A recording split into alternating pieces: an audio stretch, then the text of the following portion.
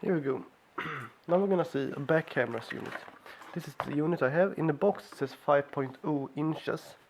This says on the sticker here 4 point dot dot dot.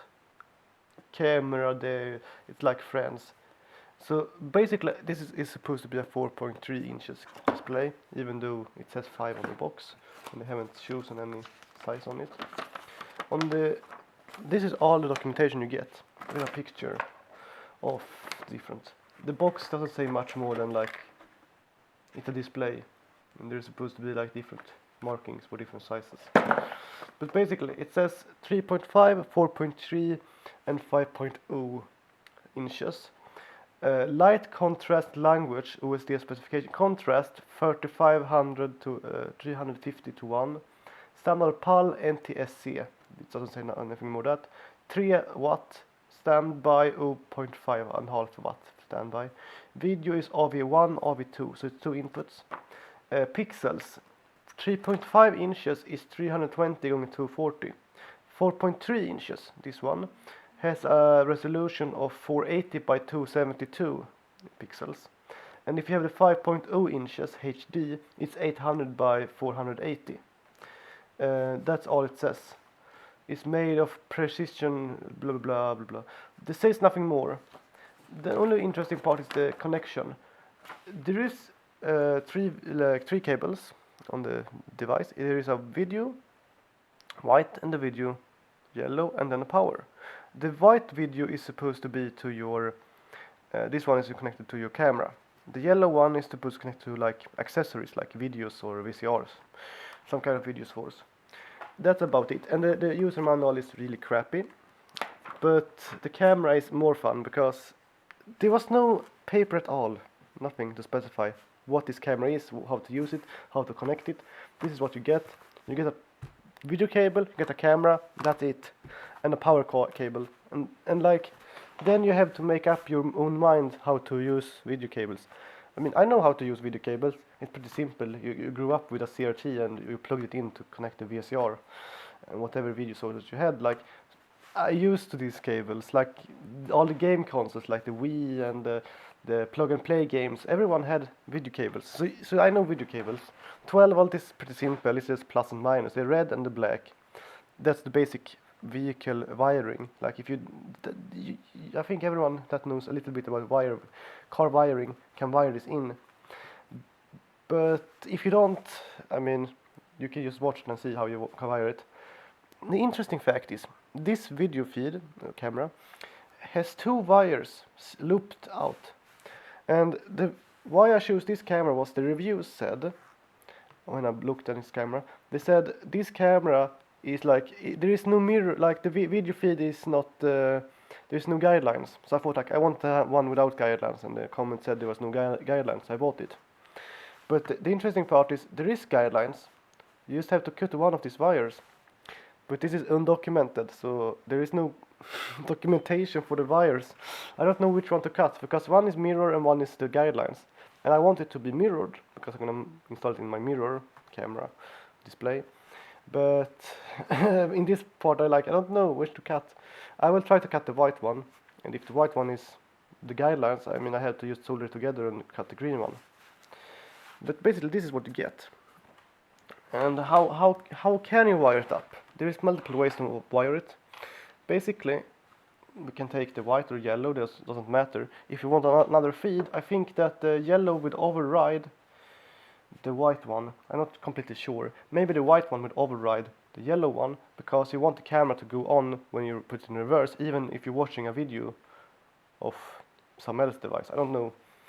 But you connect the video to video, you connect the video feed to video camera. And now it's the interesting fact. How do we wire up like this end of the cable comes with a red wire, this end too. So the thing you can do is you take your power cable, you just ignore the black one. But you need to earth it. I mean, you need to earth it. That's true. I know that you need it, but you might not need it. So you connect the red one to red one and just put them together like this. Take it close a bit. There we go. I just connected them together, like just solder them, string tube, whoever you like to connect them, but you just ignore the earth why you ignore the earth is because the cable is earthed through the video source. And if you know how a screened cable, this is a screened cable, the video cable is going to go through a core, and outside the core is the earth to like screen it from noise. And so that a video cable is going to work, you're going to need to earth it on both ends, because if you don't earth it on both ends, it will be possible to get noise into it. But I think I don't think it minding that much. You're still earthing it in the video source. So basically, you only need to connect this one to power. Then you connect this one to this one and connect this one to that power, which means that now we can run the power and earth on one side, and this side doesn't have to be connected to anything. It depends. Sometimes we want to run the power from this side, and then earth. Just connect these together and connect this side to the reverse light. But this is the principle of connecting it. Let's try the video source. Now I hooked up the video source to a television. Why did I do this? Just to show you the analog video, because AV, as you know it, is an analog video source. It will be a little bit flickery, I hope it doesn't mind. But basically, the camera is an AV composite device. So why don't we try to use it on an AV device like a television? There is a bit of problem. I hooked it into a VCR, the first thing I did, and tried recording. But here's the weird part.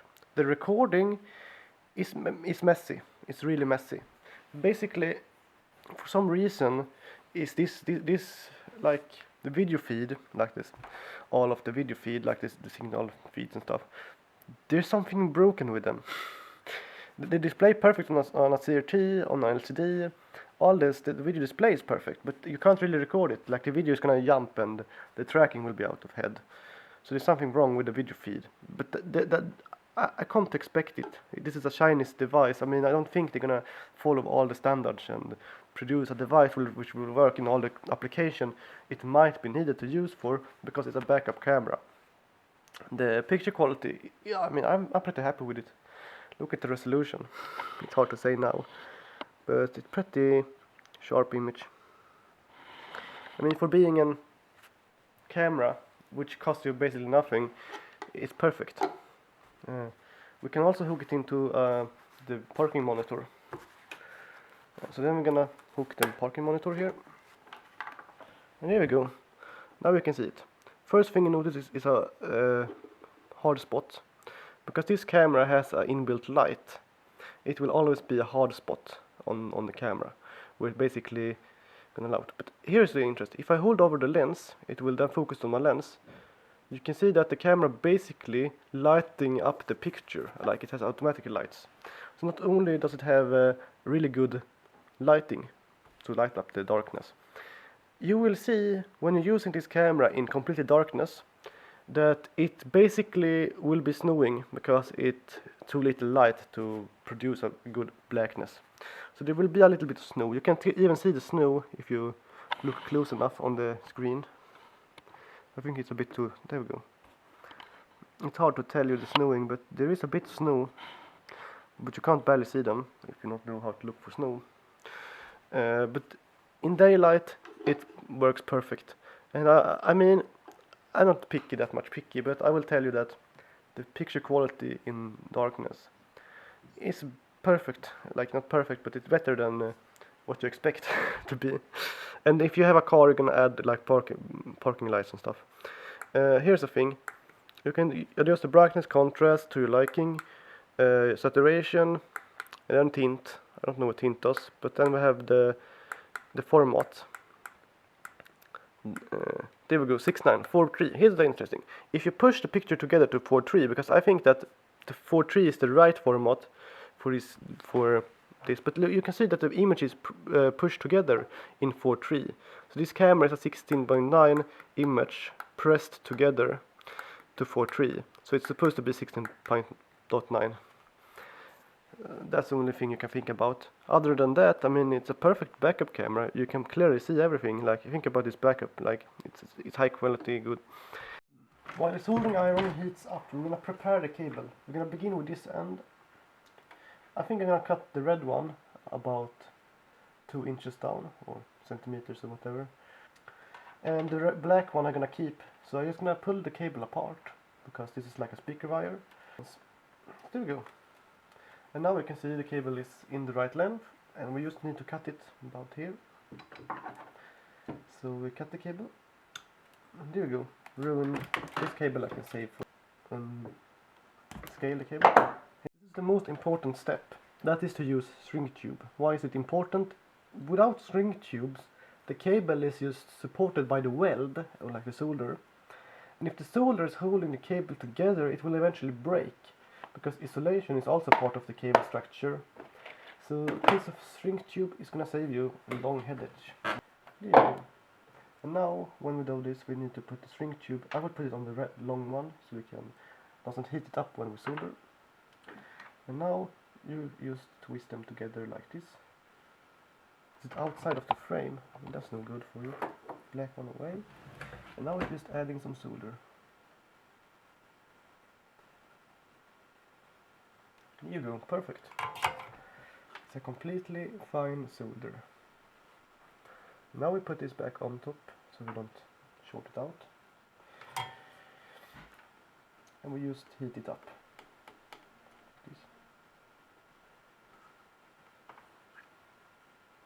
I hope the angle is right here.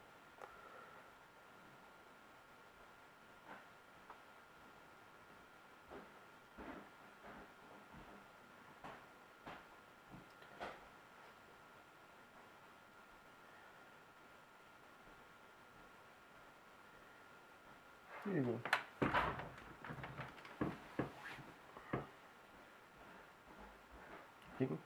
You take the soldering iron, you heat the tip up until you burn through the wire, so you can see the core of the wire. And then you can just basically,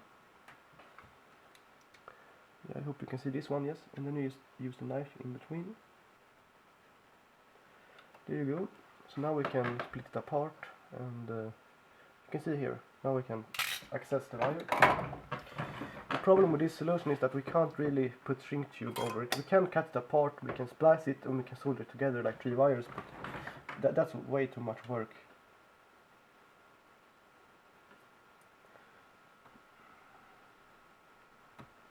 Here we go. Now, if you're lucky enough, you have an exposed wires. You can.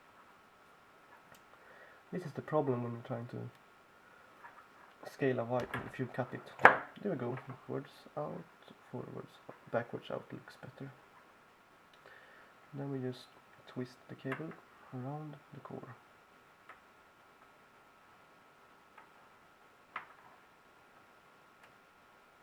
Now we just need to put this cable up here, and then we can solder it.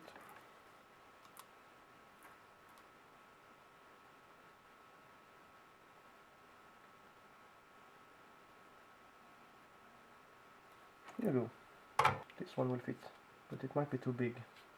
But as long as the black one is not touched, it should work. I have to see it.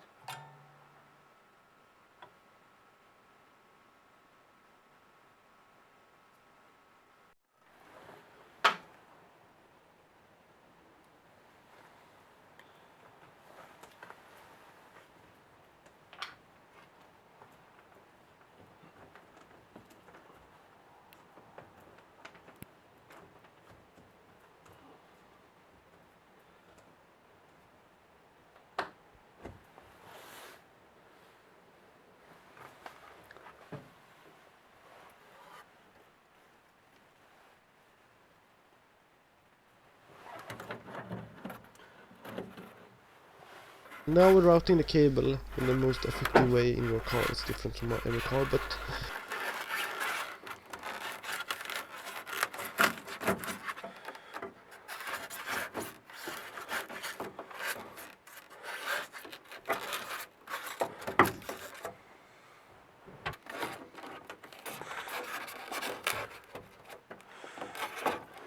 this was everything for the first episode. In the next episode we're gonna run the power and tidying up the installation and show off how it works.